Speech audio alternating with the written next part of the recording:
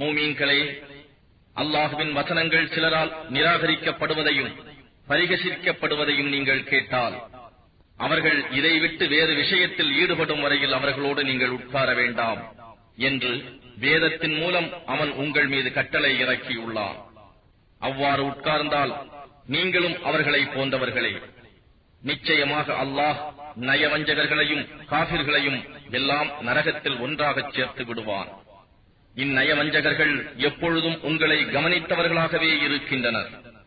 அல்லாஹ்வின் அருளினால் உங்களுக்கு வெற்றி கிடைத்தால் அவர்கள் உங்களிடம் வந்து, நாங்கள் உங்களுடன் இருக்கவில்லையா என்று கூறுகின்றனர்.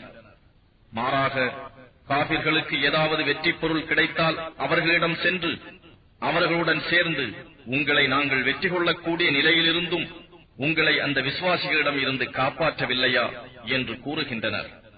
எனவே அல்லாஹ் உங்களுக்கு அவர்களுக்கு இடையே நிச்சயமாக மறுமை நாளில் தீர்ப்பு வழங்குவான்.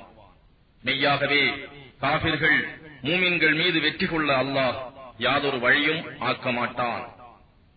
நிச்சயமாக இந்நய வஞ்சகர்கள் அல்லாஹுவை வஞ்சிக்க நினைக்கின்றனர். ஆனால் அவன் அவர்களை வஞ்சித்து விடுவான்.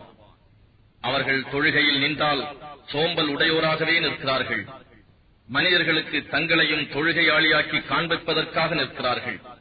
இன்னும் மிக சொற்ப அளவே அன்றி அவர்கள் அல்லாஹ்வை நினைவு கூறுவதில்லை. இந்த நயவஞ்சகர்கள் மூமின்களின் பக்கமும் இல்லை, காபிர்களின் பக்கமும் இல்லை. இரு பிரிவினர்களுக்கு இடையே தத்தளித்துக் கொண்டிருக்கிறார்கள். அல்லாஹ் எவரை வழி தவறச் செய்துவிட்டானோ அவருக்கு நபியே யாதொரு வழியையும் நீர் காண மாட்டீர். மூமீன்களே, நீங்கள் மூமீன்களை விட்டு காபிர்களை உங்களுக்கு உற்ற நண்பர்களாய் ஆக்கிக் கொள்ளாதீர்கள். உங்களுக்கே எதிராக நீங்கள் ஒரு தெளிவான ஆதாரத்தை அல்லாஹுவுக்கு ஆக்கித்தர விரும்புகின்றீர்களா? நிச்சயமாக இந்நயவஞ்சகர்கள் நரகத்தின் மிகவும் கீழான அடித்தளத்தில் தான் இருப்பார்கள்.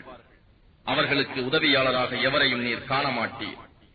எனினும் எவர் தம் பாவத்திற்காக மனம் வருந்தி அதிலிருந்து விலகி சீர்திருந்தி அல்லாஹுவை தம் நற்செய்கைகள் மூலம் கெட்டியாக பிடித்து தங்களுடைய சன்மார்க்கத்தை அல்லாஹுவுக்காக தூய்மையாக்கியும் கொண்டார்களோ அவர்கள் மூமீன்களுடன் இருப்பார்கள். மேலும் அல்லாஹ் மூமீன்களுக்கு மகத்தான நற்கூலியை அளிப்பான். நீங்கள் அல்லாஹுவுக்கு நன்றி செலுத்திக் கொண்டும் அவன் மீது ஈமான் கொண்டும் இருந்தால் உங்களை வேதனை செய்வதால் அல்லாஹ் என்ன லாபம் அடையப் போகிறான்? அல்லாஹ் நன்றி அறிவோனாகவும் எல்லாம் அறிந்தவனாகவும் இருக்கின்றான்.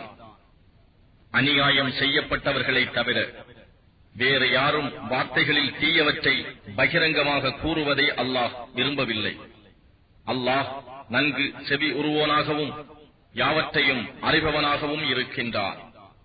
நீங்கள் ஒருவருக்கு செய்த நன்மையை வெளிப்படையாக கூறினாலும் அல்லது அதனை மறைத்துக் கொண்டாலும் அல்லது ஒருவர் உங்களுக்கு செய்த தீமையை நீங்கள் மன்னித்தாலும் அது உங்களுக்கு மிகவும் நல்லது.